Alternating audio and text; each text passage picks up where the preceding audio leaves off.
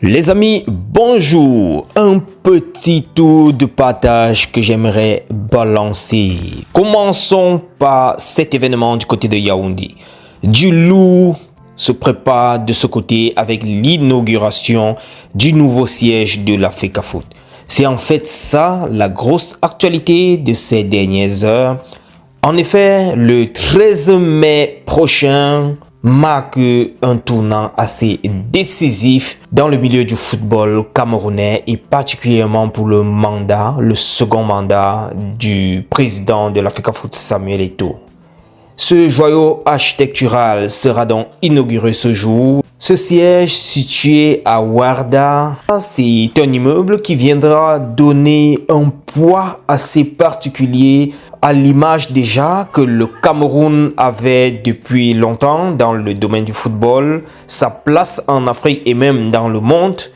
Ce siège sera donc, comme je le disais d'entame, inauguré ce jour. On nous parle de beaucoup de personnalités sur le plan sportif, tout comme des responsables étatiques qui viendront pour, ensemble inaugurer avec ceux des acteurs du football camerounais et plus particulièrement de la FECAFOOT, ce joyau architectural-là. Quelques sources annoncent la présence du président de la FIFA, Gianni Infantino, des anciens footballeurs africains et même sur le plan mondial pourront être là. On annonce un très grand événement de ce côté-là. Vous avez d'ailleurs vu le mobilier qui est en train de débarquer petit à petit du côté de ce siège-là. Les gars sont en train de s'activer pour mettre tout à jour avant le jour dit.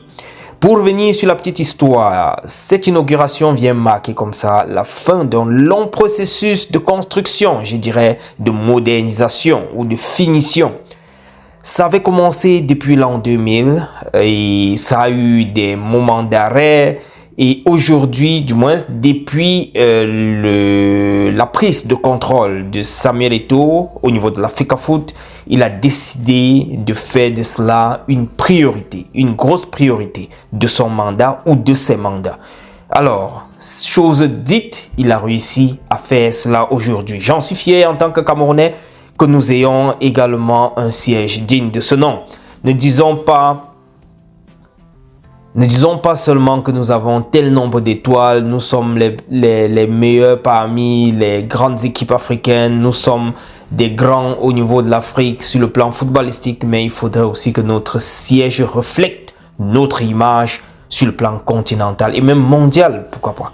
Les amis, c'est quelques petites actualités, du moins cette actualité que je voulais partager avec vous. Nous allons terminer avec Aurélien Tchouaméni, qui a eu une altercation avec son coéquipier Valverde du côté du Real. Et à la suite de cela, on entend qu'il y aura des suspensions provisoires des deux joueurs. Rien ne filtre encore, à ce que je sache pour le moment. Mais on nous parle d'une suspension qui pourrait aller de 3 à 20 matchs, avec suspension également de salaire. Qu'est-ce qui s'est en fait passé pour que ça monte d'un cran dans la tête d'une Tchouaméni?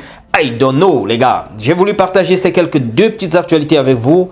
C'est un peu calme aujourd'hui. Je vous reviens avec d'autres updates sur le plan de la CAN U17 2026 et également de la Coupe du Monde de Pologne 2026 U20. Les amis, portez-vous bien. Je vous souhaite déjà un bon début de week-end. N'oubliez surtout pas de soutenir le canal dès que vous en avez l'occasion, les amis. On est ensemble. Ciao.